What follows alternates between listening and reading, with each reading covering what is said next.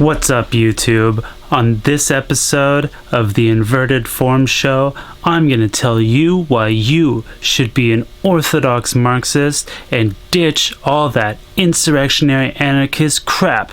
So stay tuned.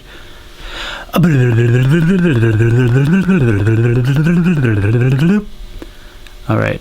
If I were the kind of person who, edited my videos in any way, shot them in more than a single take, thought about them perhaps for longer than, a few minutes in advance of shooting them, then I might have put a transition there, but that's not who I am.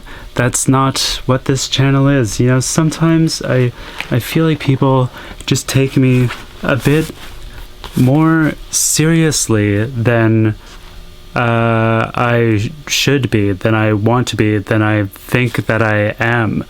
I'm not out here trying to trivialize philosophy or, the topic of revolution or, workers' politics or, debates between communists and anarchists and all that sort of thing. They're all very serious topics, but this is a low-effort commie vlog. Read the description. Don't get your fucking panties in a bunch. I'm just out here having a laugh. Nobody's paying me to do this. I'm producing a very high volume of content for you. You're welcome. I'm just out here trying to, make friends. Just trying to get along.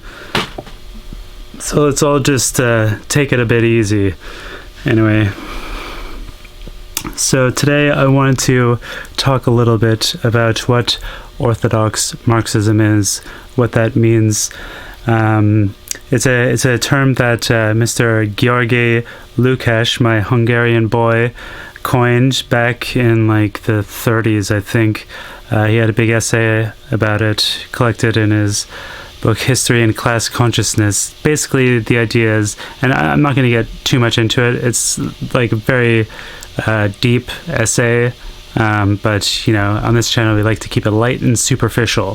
So the basic idea is, with Orthodox Marxism, you're not really committed to any of the particular prognostications that the man may have made or anything that he himself may have said. It's about the critical methodology that he innovated. It's about the historical materialism. So this is how you get around like the true claims that Marx was or he said racist things, he said anti-Semitic things, or he may have made predictions that did not turn out, although I think in the fullness of time you'll see that they have. And I think that the claims about whatever predictions he has made that did not turn out to be true are overstated.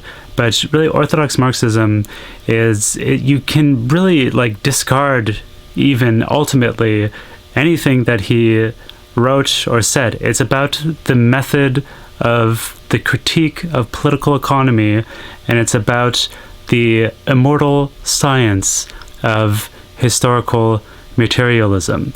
It's a philosophical position. It is not necessarily a political position, although maybe you could say that it is necessarily a political position, because that is part and parcel of what Marxism is. The point is to change the world or whatever. And ultimately, if you're doing, I suppose that you could just disinterestedly participate in the scientific practice of historical materialism without personally feeling committed, without in your own actions or in your own person being committed one way or another. But ultimately, the results of any Orthodox Marxist work is going to turn out to have a political valence, some kind of political relevance. Anyway, so that's a bit about what Orthodox Marxism is. And then the idea is that working within his tradition, within that critical framework, people have developed the terminology. If you like terminology, if that's important to you, there are a lot of new words that we now use in Marxism, and they've kind of like expanded and developed the concepts. Like a lot of what Marx wrote was actually unpublished. He published relatively little in his lifetime. So, you know, the like conceptual apparatus of Orthodox Marxism is actually quite extensive and diverse. You can really talk about anything in contemporary society, from superstructure and ideology and religion right down to the most minute details about how, you know, global capitalism and like hydraulic capitalism and, you know, the logistics network and everything about how all of that works.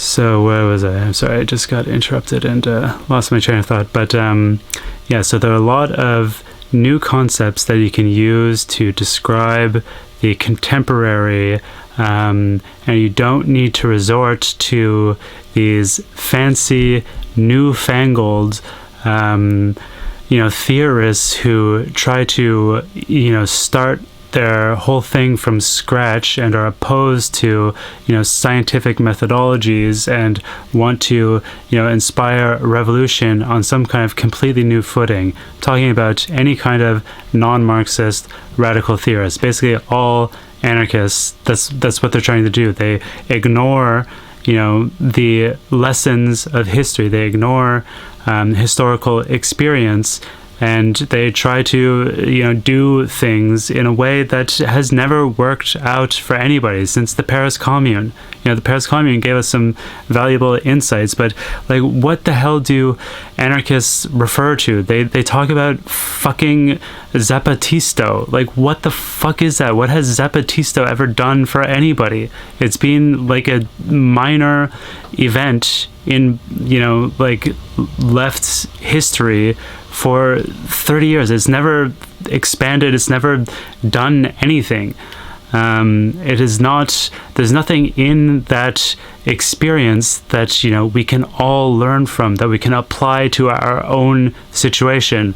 Whereas in the experience of Russia and in China and in the Paris Commune, there are things that you can apply to our contemporary experience. Anyway, so insurrectionary anarchists in particular are just a load of bullshit. Everything that they say is complete nonsense. Like, it's all about, you know, dropping out and, you know, forming a commune and saying that it's a declaration of war, and, you know, coming up with like new social categories and new kind of neologisms and new way to describe capital and, you know, class dynamics and all that crap. But it's, none of that is necessary. You have the conceptual apparatus. You have all of the terms that you need in order to describe every aspect of contemporary capitalism. And furthermore, in addition to that, you have a real, concrete, material history of revolution that you can draw on. Revolution that has done so much more than anything any fucking anarchist, any like Burning Man fetishist, any Rainbow Tribe member has ever done for anybody. That shit is not a social model. Maybe, you know, in our communist utopia, like we can all live in nomadic rainbow tribes and all live in, like, we can all be pirates and live in temporary autonomous zones or whatever, but that shit is not a means to do a revolution. Revolution needs to be approached systematically. Yeah, I basically just think that all that shit is useless and you don't need it. It's a waste of time. Don't get bogged down in it.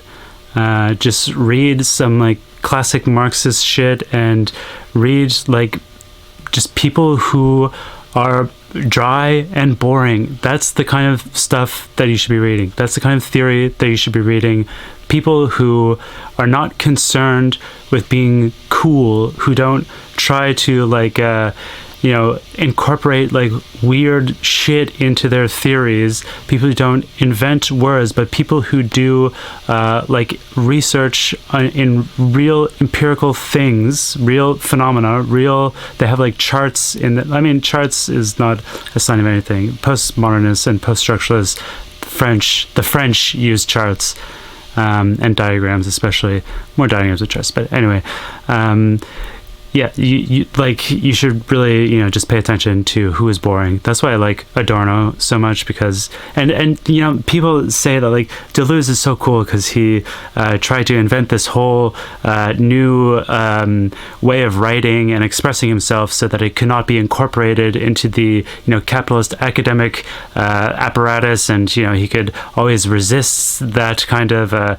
re-territorialization or some shit, and he wanted you to like use your brain to figure things out. Try fucking reading Adorno, bro. Read aesthetic theory. That shit, its entire MO is circling around the object of inquiry. He never actually talks about what he's talking about for the exact same reason, but he's way more rigorous a thinker, and he doesn't need to invent terms. He writes within the established framework of Marxism.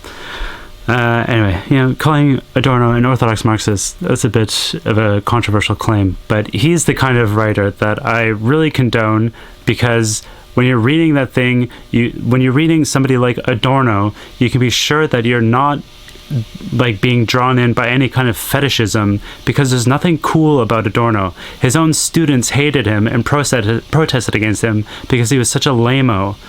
Anyway, that's all I'll say for now. This is going to be coming out on Friday.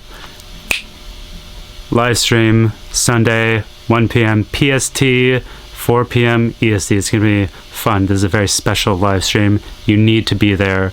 It's going to be very important, extremely important revelations. Whatever the hell you're doing on a Sunday afternoon, postpone it, reschedule.